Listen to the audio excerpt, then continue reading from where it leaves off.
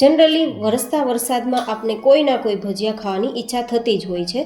તો આજ ડિમ્પલ્સ ડિશીસમાં બટેટાની પતરીના ભજીયા તૈયાર કરીશું, જે સોડા કે ઈનોના ઉપયોગ વગર તૈયાર થશે, એકદમ ઓઇલ ફ્રી તૈયાર થશે અને એકદમ પૂરીની જેમ ફૂલેલા રહેશે, દડાની જેમ ફૂલેલા રહેશે. તો ખૂબ જ ટેસ્ટી અને ઘણી બધી ટિપ્સ સાથે આ બટેટાની પતરીના ભજીયા, જેને બટેટાની પૂરી પણ ઘણા લોકો ઓળખે છે, તો તે ભજીયાની રેસીપી આપણે આજે બનાવીશું, જે અંદરથી એકદમ ફ્લફી રહેશે અને બિલકુલ આપણે કોઈ કચોરીની જેમ સ્ટફિંગ ભરેલું હોય ને તેવા ફૂલેલા રહેશે.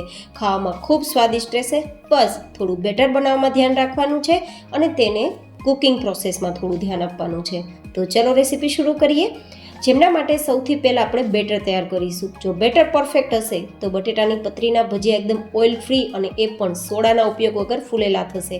તો જેમના માટે 2 કપ જેટલો ચણાનો લોટ લેશું. તમે અહીંયા જે કપ કે જે વાટકીથી ચણાનો લોટ લેતા હોય ને તે જ કપ કે તે જ વાટકીથી આપણે અહીંયા ચોખાનો લોટ લેશું. મેં 2 કપ ચણાનો લોટ તો તેની સાથે 1 કપ જેટલો ચોખાનો લોટ લીધો છે. ચોખાનો લોટ ઘરમાં ના હોય તો તમે અડધો રવો એ પણ મિક્સરમાં દળીને એકદમ ફાઇન તૈયાર કરી પછી ઉપયોગમાં લઈ શકો છો. હવે અહીંયા 2 નાની ચમચી જેટલું નમક ઉમેરી દઈશું અને 1/4 ટીસ્પૂન જેટલો આપણે અહીંયા હિંગ ઉમેરી દઈશું. પછી આ બધું જ મિક્સ કરી જરૂર મુજબ આપણે પાણી ઉમેરીશું. હા, અહીંયા આપણે થોડું હુંફાળું ગરમ પાણી ઉમેરીશું, જેથી આપણું આ બેટર છે એકદમ ફ્લફી તૈયાર થાય, ચોખાનો દાણો જે છે એકદમ ફૂલી જાય અને પરિણામે ઉપરથી આપણું લેયર્સ એકદમ ઓઇલ ફ્રી તો તૈયાર થશે જ, સાથે સાથે લાંબા સમય સુધી એ એકદમ ફરસું રહેશે, બિલકુલ સોફ્ટ નહીં થાય. ભજીયું અંદરથી ખાવામાં સોફ્ટ બનશે, પણ ઉપરથી તેનું લેયર્સ થોડું ખસ્તા હોય, થોડું ફરસું હોય, થોડું ક્રિસ્પી હોય તો ખાવાની મજા કંઈક અલગ આવે છે. તો આપણે એકદમ ઓઇલ ફ્રી તો તૈયાર કરશું જ, પણ સોડાના ઉપયોગ કે ઈનોના ઉપયોગ વગર આપણે કઈ રીતે ફર્મન્ટ કરશું કે જેથી ફૂલીને દડા જેવા અંદરથી એકદમ જાળીદાર આપણા આ બટેટાની પૂરી કે પછી જેને બટેટાની પતરીના ભજીયા કહેવાય તે તૈયાર થાય. તો આ રીતે થોડું થોડું પાણી ઉમેરી અને એકદમ પોરિંગ કન્સિસ્ટન્સીવાળું બેટર તૈયાર કર્યું છે. અત્યારે આપણે થોડું પાણી વધારે ઉમેર્યું છે, થોડું પાતળું રાખ્યું છે. તેનું કારણ છે ચોખાનો લોટ સમય રહેતા ફૂલશે. તો 10 મિનિટ તેને સાઈડમાં રાખી દેશું. અને ત્યાં સુધીમાં બટેટાની પતરી તૈયાર કરવા માટે મીડિયમ સાઇઝના 2 નંગ જેટલા બટેટાની આ રીતે છાલ કાઢી અને તેની તમે સ્લાઇસ તૈયાર કરી શકો છો, સ્લાઇસરથી અથવા તો ચપ્પુની મદદથી, તમારી ઈચ્છા. હું અહીંયા સ્લાઇસરનો ઉપયોગ કરું છું, જેથી એક જ સરખા પ્રમાણમાં આપણી પતરી તૈયાર થાય. જો તમારે થોડી જાડી પતરી તૈયાર કરવી હોય અથવા ચિપ્સ તૈયાર કરવી હોય તો તમે ચપ્પુની મદદથી પણ તૈયાર કરી શકો છો. તો હવે આ પતરી છે તેને આપણે સાદા પાણીથી ધોઈ લેશું, જેથી કોઈ પણ પ્રકારનો સ્ટાર્ચ હોય તો તે નીકળી જાય. એન્ડ હા ગાઈઝ, એકદમ ઓઇલ ફ્રી અને એકદમ પરફેક્ટ ભજીયા તૈયાર કરવા માટે તેને બરાબર સૂકવવી જરૂરી છે. તો શું કરવાનું, પાણીમાંથી કાઢી કોઈ કોટનના કપડામાં આ રીતે સ્પ્રેડ કરી દેવાની એન્ડ ધેન 5 મિનિટ માટે પંખા પર રાખી દેવાની, અથવા તો આ રીતે બીજા કપડાની મદદથી થોડું આ રીતે આપણે ઉપર કપડું લગાવી દેશું તો નીચેની સાઈડ ઉપરની સાઈડ બંને સાઈડથી પાણી સુકાઈ જશે. એકદમ ડ્રાય નથી કરવાની, બસ બટેટાની આ ચિપ્સ ઉપર પાણી ના રહેવું જોઈએ, બસ આટલી ડ્રાય થાય પછી આપણે એક પ્લેટમાં કાઢી લેવાની. હવે આપણે જે ચિપ્સ તૈયાર છે ને એમાંથી ભજીયા તૈયાર કરીશું ને તો ભજીયા એકદમ સરસ તૈયાર થશે, લાંબા સમય સુધી ફરસા રહેશે. ઘણા લોકોને છે ને તે તેલ પણ ખરાબ થઈ જતું હોય છે જ્યારે આ ચિપ્સના ભજીયા તૈયાર કરીએ ત્યારે. તો એ ના થાય ને તેના માટે આ રીતે ચિપ્સને ડ્રાય કરવી ખૂબ જરૂરી છે.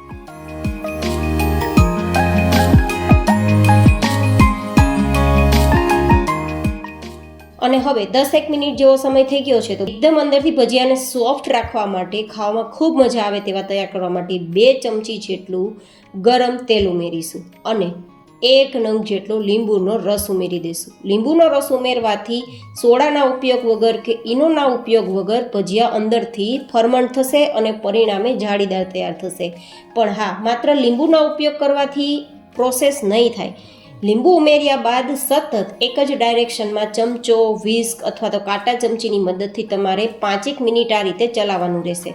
જેમ જેમ ચલાવશો તેમ આપણું બેટરનો કલર થોડો વ્હાઇટ ઉપર આવી જશે અને આપણા બેટરની અંદર હવાના કણ ભરાશે અને આપણું આ બેટર છે તેની જે સાઇઝ છે થોડી ફૂલી જશે.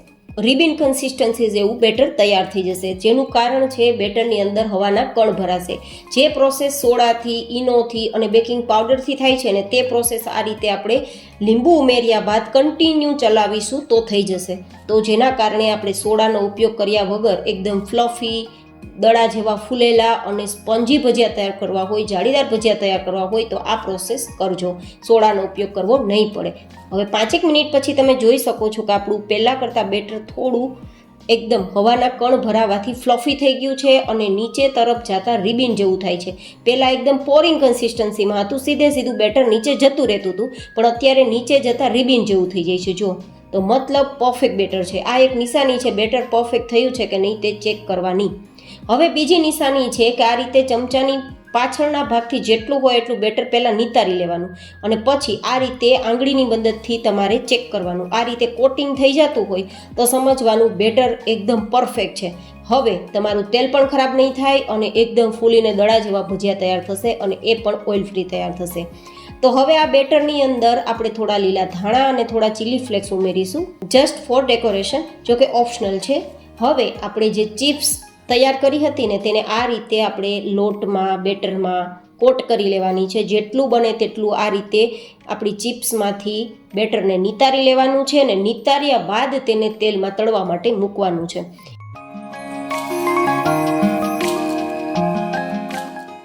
હવે ખાસ આપણે જો ઓઇલ ફ્રી ચિપ્સના ભજીયા તૈયાર કરવા હોય ને તો તેલનું ટેમ્પરેચર પરફેક્ટ હોવું ખાસ જરૂરી છે. જો તેલનું ટેમ્પરેચર થોડું પણ ઠંડુ હશે ને તો ભજીયા તેલ પી જશે અને જો હાઈ હશે ને તો ચિપ્સના ભજીયા લાલ થઈ જશે. તો મીડિયમ ગરમ તેલમાં મીડિયમ ગેસની ફ્લેમ રાખી જેટલા સમય તેટલા આપણે ચિપ્સના ભજીયા આ રીતે ઉમેરીશું અને પછી જ્યાં સુધી તે ભજીયા જાતે ઉપર આવીને તરવા ના લાગે ત્યાં સુધી ઝારાની મદદથી કે ચમચાની મદદથી તેની સાઈડ બદલવાની નથી. તમે જોઈ શકો છો તેની જાતે તે ઉપર આવી રહ્યા છે. તો હવે આપણે આ રીતે ધીમે ધીમે સાઈડ બદલી દઈશું અને માત્ર 2-3 મિનિટની અંદર જ આ ભજીયા તૈયાર થઈ જાય છે, કારણ કે આને કૂક થવામાં સમય બિલકુલ નથી લાગતો. બસ 1-2 વાર સાઈડ બદલી અને પછી ફટાફટ બહાર કાઢી લેવાના.